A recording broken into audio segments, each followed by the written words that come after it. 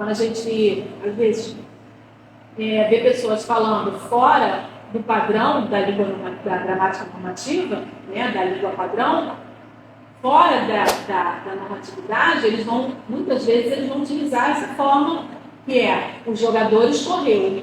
Ouviram? Fala isso? Os jogadores correu sozinho, ainda vai, nem vulgariza, né, o restante também.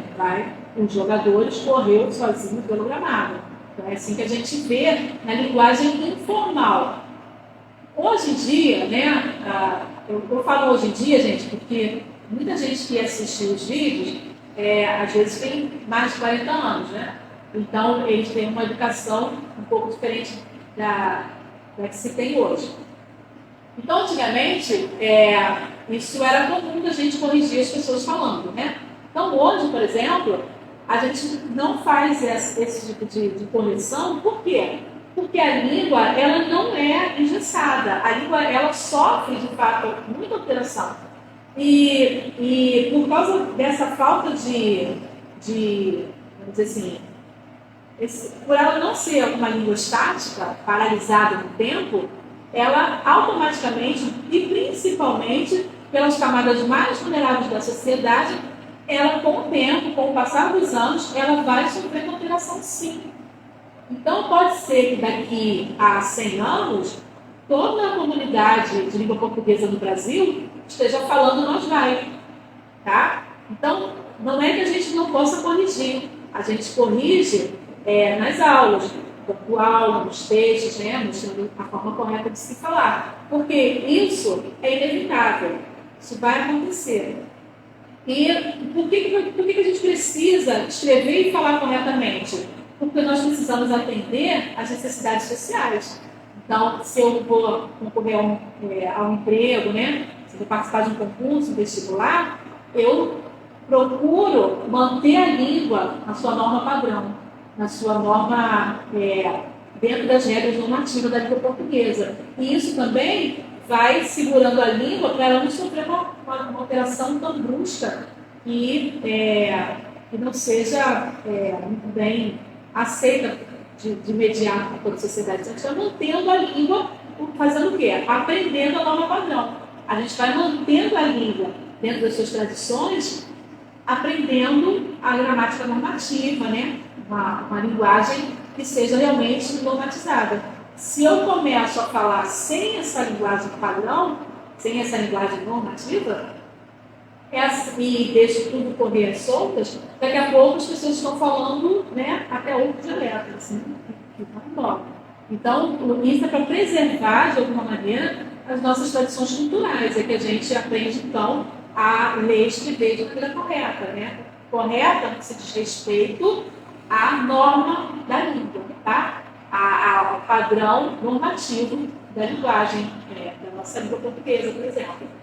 Então, alguém falar nós vai, a gente pode até corrigir, porque essa pessoa pode precisar dessa correção. Mas isso é uma coisa tão natural da sociedade que daqui a 100, 150, 200, 300 anos, isso possa vir a ser uma linguagem, inclusive, normativa.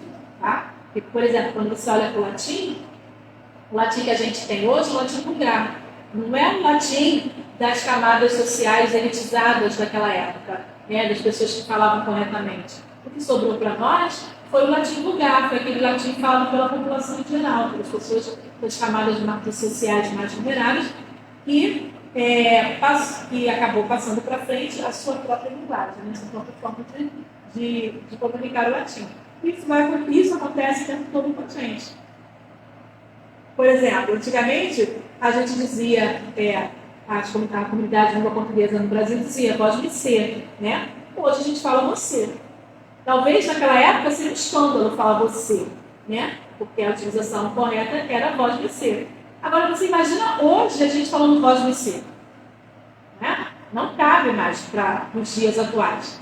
Mas, para aquele tempo, seria um erro absurdo de língua portuguesa. Né? Então, porque a língua não é estática, a gente não tem como prender e segurar isso, mas a gente tem como preservar. E nossa forma de preservar é aprendendo a língua, a linguagem normativa, né? essa gramática normativa, para que a gente possa preservar, então, a nossa cultura, a nossa língua, durante o tempo que der. Né? Para a gente conseguir fazer isso. Ela automaticamente ela vai se transformando, e por isso que tem os acordos, né, linguísticos que vão, por assim dizer, aceitando, de alguma forma, certas mudanças com o tempo. Né?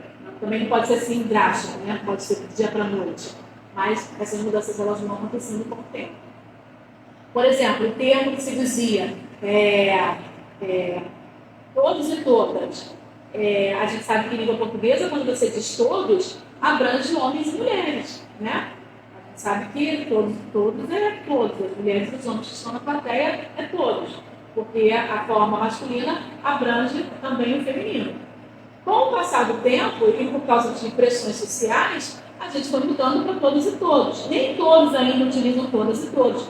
Mas se você, por exemplo, hoje abrir o Instagram, abrir o YouTube, você vê as pessoas comunicando e utilizando normalmente todas e todos. Embora na língua portuguesa ainda seja dito que a forma todos abrange masculino e feminino. Entendeu? Então é uma coisa que a gente não consegue segurar. E daqui a pouco, pelo próprio uso, as pessoas vão estar dizendo por aí todas e todos. E sem sentido, né? De forma até natural. Eles vão acabar falando dessa forma, porque isso vai entrando na sociedade, como a língua não é engessada, ela sofre transformação, de repente toda a sociedade está falando de forma diferente. Então, é algo realmente que a gente, de maneira bruta, a gente sente, né? Quando é feito de forma muito bruta, a gente sente, mas que é uma coisa natural da língua, ela sofreu transformação. Então, e o que eu preciso, por que eu preciso então aprender o S plural no final para comunicar plural, o A no lugar do O quando eu quero comunicar o feminino? Porque quando eu for escrever ou falar, eu preciso utilizar a forma correta. Então, os jogadores correram, eles não correram, eles correram. Então, as jogadoras correram sozinhas, elas não correram sozinhas. Elas correram sozinhas pelo gramado. Tá bom? Então, eu preciso, na escrita e na fala, integrar essa flexão para haver a concordância e comunicar de maneira correta, conforme a língua padrão. O substantivo jogador, na segunda frase, sofre flexão de gênero e número, a fim de comunicar que é o time feminino que está correndo no gramado e não apenas um jogador do time masculino.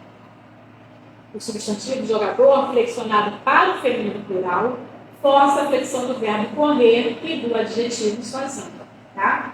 Então, eu preciso flexionar o verbo, né? Que, como eu falei, muita gente vai dizer assim, as jogadoras correu. Isso a gente vê toda hora, né? As jogadoras correram. Eu preciso flexionar esse verbo. As jogadoras correram. Tá? Para eu escrever esse que seria a norma, eu preciso dizer, as jogadoras correram sozinhas, porque o adjetivo ele precisa concordar com o substantivo.